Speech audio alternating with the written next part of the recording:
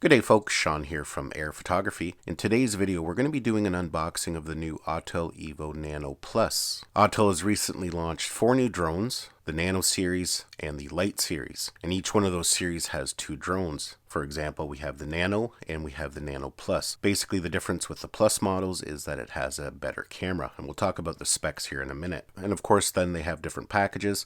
You can get the base kits, and then you can get what they call a premium bundle, which is similar to a Fly More combo if you're coming from something like DJI. So that's what we have here today, the Evo Nano Plus, and it's the premium bundle. The premium bundle basically gives you an extra case, a charging hub, and 2 extra batteries. And one thing you can see right away from the box is this is the first year that they're offering color options. Traditionally, Autel drones in the past have been that Autel orange, but as you can see here, they have a red version, a white version. They still have the classic orange, and they also offer a gray version. Now I opted to go with the Autel orange. I like the orange color, it looks very industrial. Now it was kind of a toss-up between the red because the red does look really good as well. So let's just get right into the unboxing here, and we're going to talk about it and why this drone is very important. Of course we'll run through the setup procedure. I'm sure there's going to be some firmware waiting, and we'll have to activate the drone and get it connected to the app. So we'll pull out the case. Everything is packaged inside. It's a pretty decent looking case. We have a pocket here at the front. We have 2 side pockets with elastic, so they do expand. Another one on the other side there. Of course, just a zippered front. This top pocket up here, we have our quick start guide and some other literature. And you can see one thing that is a little different here. They have this extra piece that kind of goes over the drone. Offers a little bit extra protection from the top. A little bit of crush protection, which is kind of nice.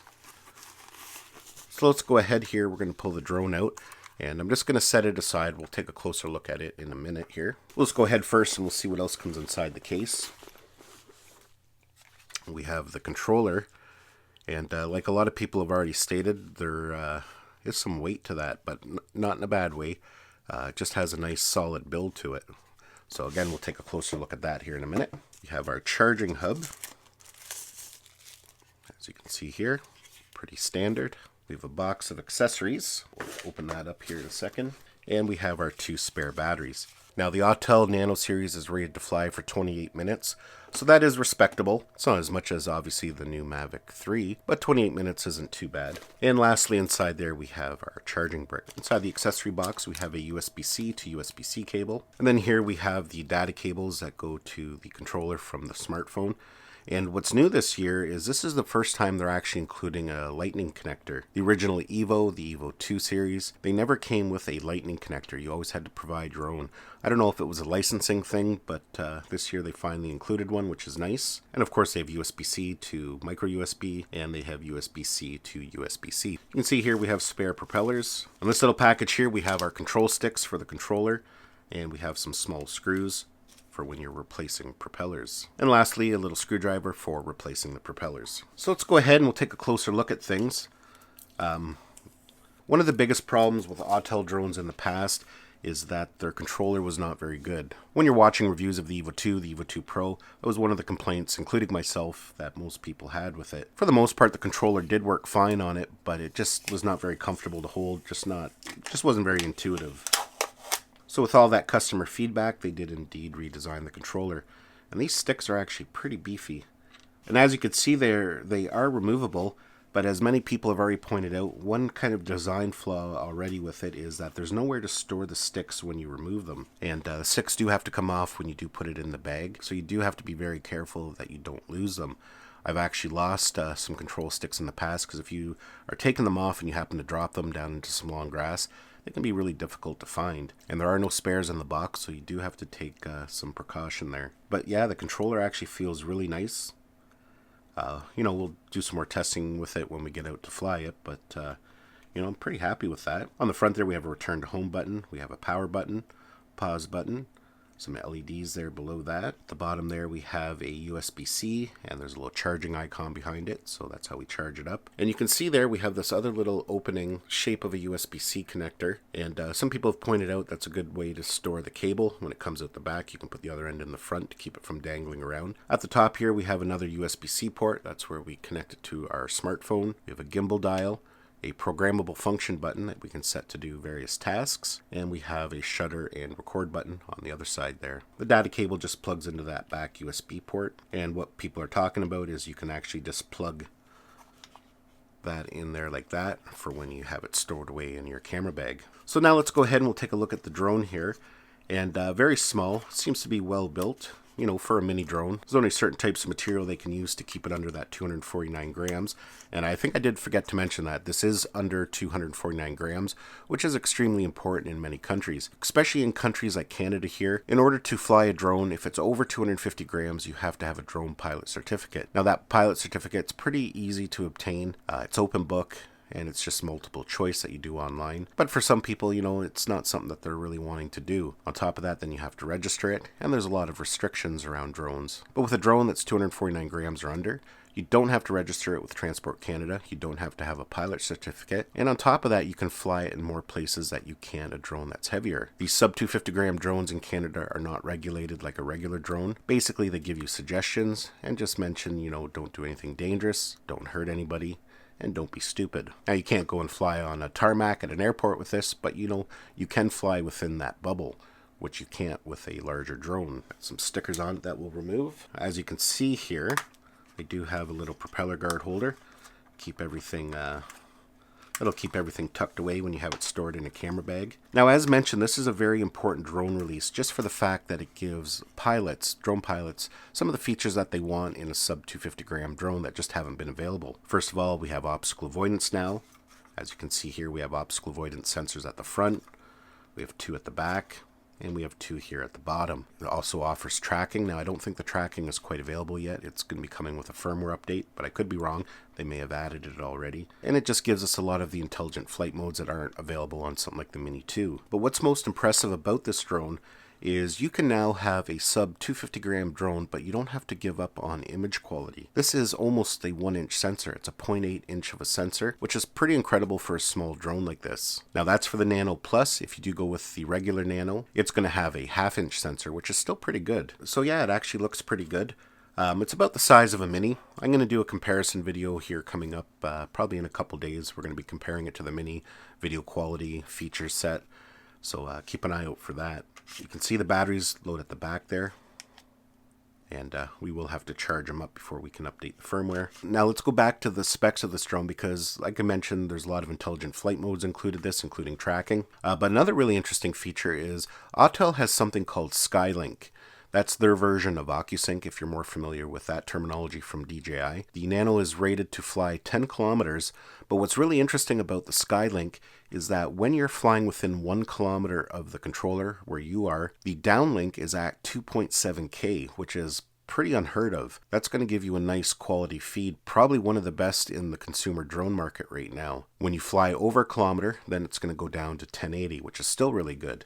So I'm actually looking forward to seeing how that works and what the quality is like. But 2.7K for a downlink is pretty impressive. Both the Nano and the Nano Plus are capable of recording at 4K 30. It has a bitrate of 100 for both drones. It has full RAW support for taking photos. And both the Nano and Nano Plus offer 16 times digital zoom. Now when you get to that 16 times, that image is going to really fall apart. But if you're just kind of searching around looking for things, then definitely that 16 times might come in useful. You can shoot panoramas with this drone, and it also has timed interval. It has something called Sky Portrait, and that'll allow you to film in a vertical format. So if you're filming content for YouTube stories or Instagram stories or even TikTok, you're going to be able to capture content in vertical format. The drone is also capable of HDR, and it has a brand new app called the Sky App. And we're going to take a look at that here in a minute once we get everything charged up.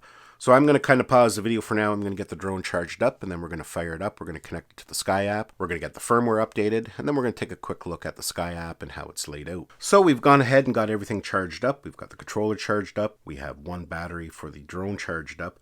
So we're going to fire it up here, and we're going to check to see what kind of firmware is available for it.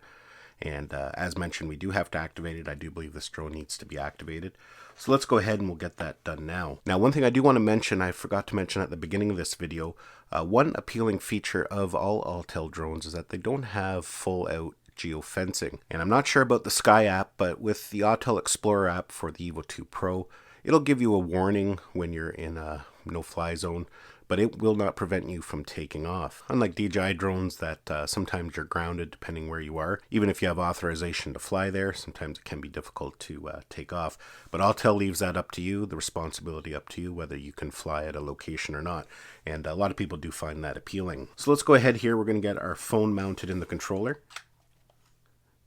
Just sits in there like that.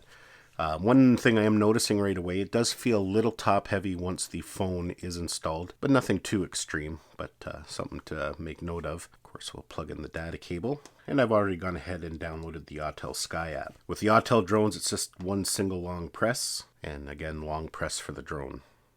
And you might be able to hear that. This drone actually has a fan built in, and I think it's the only mini drone that actually comes with a fan, which isn't a bad thing at all. You'll just have to bear with me through the noise.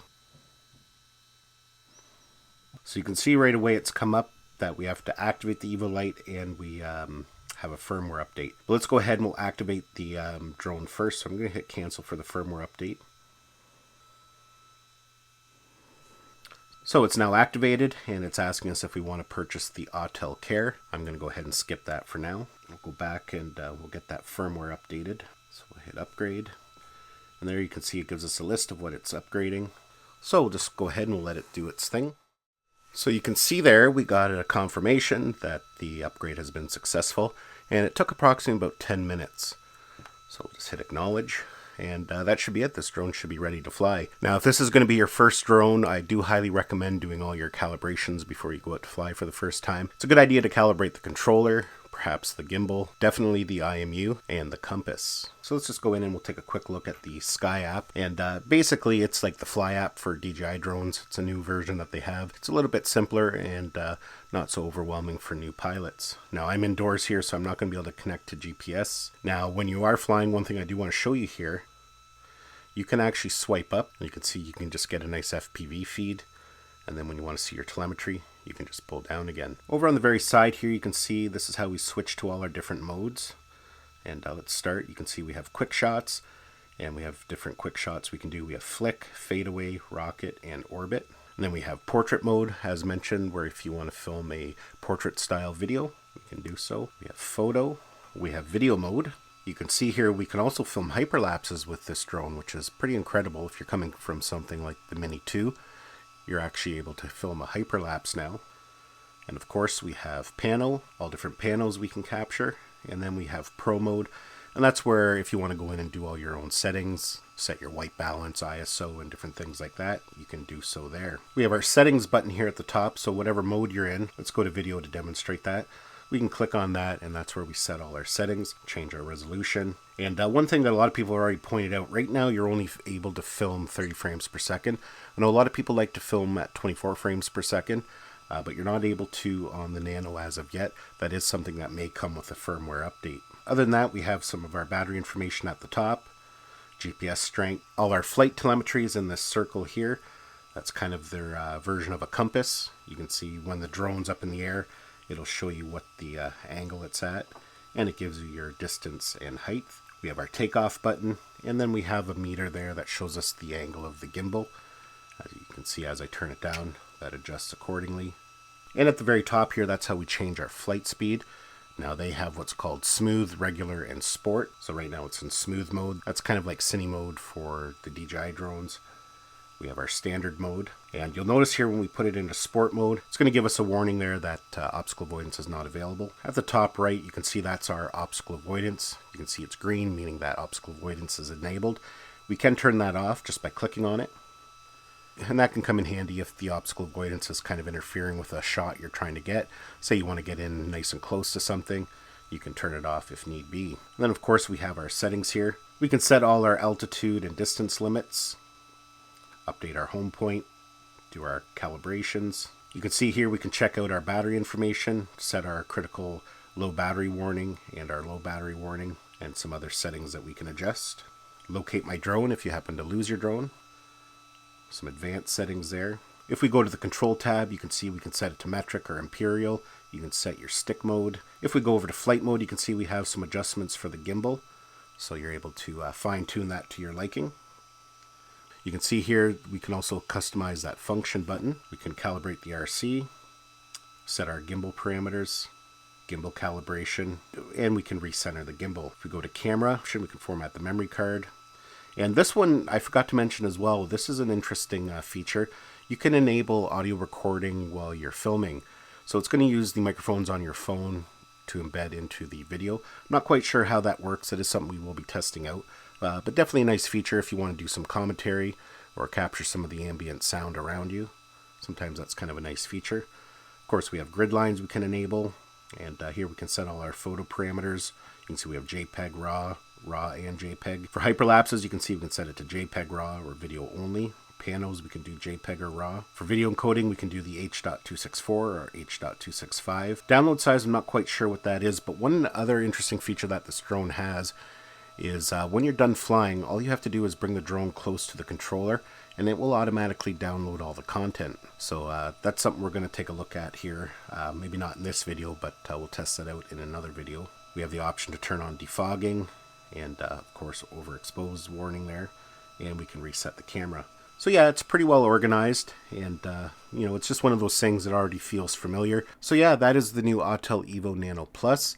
Pretty important drone release. It's just nice to have competition and choice on the market. If you are interested in the Nano drone, make sure you subscribe to my channel, as I will be covering it fully over the coming months. We'll be testing out all the features, doing comparisons, and as mentioned, I will be getting the light version in as well. It should arrive next week.